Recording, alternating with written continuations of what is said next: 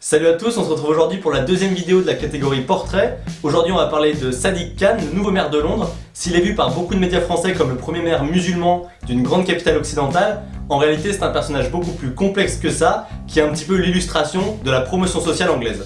Je vais vous débriefer son parcours, sa politique et les polémiques auxquelles il a été mêlé, le tout en moins de 5 minutes. Yes I can. La petite touche bilingue.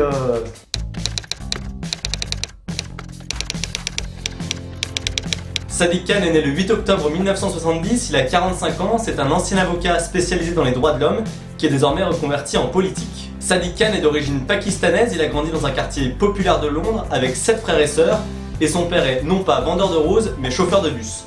À l'âge de 15 ans, Sadiq Khan rejoint le Parti travailliste, le parti de la gauche britannique. En 2005, il est nommé député, en 2008 ministre chargé des communautés et en 2009 il est nommé ministre des Transports. C'est d'ailleurs le premier ministre musulman d'un gouvernement britannique.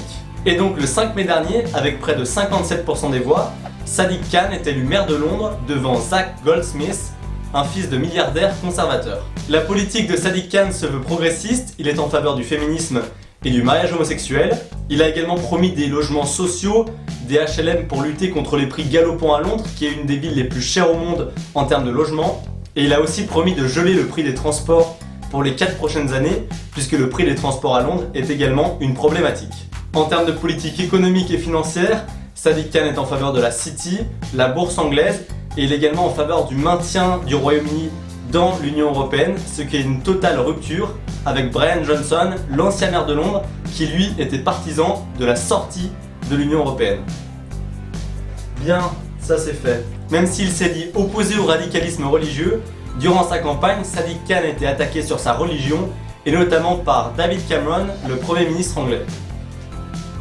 Le Premier ministre anglais et le Parti conservateur accusent Sadiq Khan d'avoir une position ambiguë sur l'extrémisme religieux puisqu'il fréquenterait des musulmans radicaux dont un imam supposé radical et proche de l'État islamique selon David Cameron. Suite à ces accusations, le Parti travailliste a traité le Premier ministre de raciste, d'autant que Sadiq Khan s'est justifié en expliquant que ses relations étaient uniquement dues à son travail, celui d'avocat des droits de l'homme, par le passé. Néanmoins, en 2006, Sadiq Khan a signé une lettre parue dans le Guardian qui met en cause la politique étrangère britannique et notamment son soutien vis-à-vis d'Israël. Suite à son élection, Donald Trump, qui souhaite interdire le territoire américain aux musulmans, s'est dit prêt à faire une exception pour Sadiq Khan et sa famille. Le maire de Londres lui a sèchement répondu qu'il ferait mieux de revoir sa vision ignorante de l'islam. Yes! Du premier coup. Sadiq Khan a été soutenu par Anne Hidalgo, la maire socialiste de Paris. Elle a d'ailleurs fait le déplacement à Londres pour le rencontrer après son élection. La maire de Paris a qualifié l'élection de Sadiq Khan d'exemple et elle espère un rapprochement entre la capitale française et Londres sur des politiques environnementales pour lutter contre la pollution et le réchauffement climatique. Pour finir, si vous voulez une anecdote plutôt amusante sur Sadiq Khan, il faut savoir qu'il est fervent supporter de Liverpool alors qu'il est originaire de Londres où il y a plus d'une centaine de clubs. Il apparaît un petit peu comme un traître à son sang pour le coup. On en a fini pour ce portrait de Sadiq Khan. Je n'ai pas encore fait le montage de la vidéo, mais j'espère que j'aurai tenu ma promesse de faire tout ça en moins de 5 minutes. Comme d'habitude, vous pouvez vous abonner en cliquant par ici, à me rejoindre sur les réseaux sociaux, les liens sont dans la barre d'infos, et à commenter, liker et partager cette vidéo si elle vous a plu. Quant à moi, comme d'habitude, je vous dis à la semaine prochaine pour une nouvelle vidéo.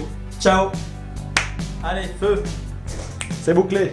Salut à tous et bienvenue pour ce nouveau débrief, celui du mois d'avril. Au sommaire aujourd'hui, prostitution, Norvège, Panama Papers ou encore COP21. Le sommaire est assez chargé, alors on commence tout de suite.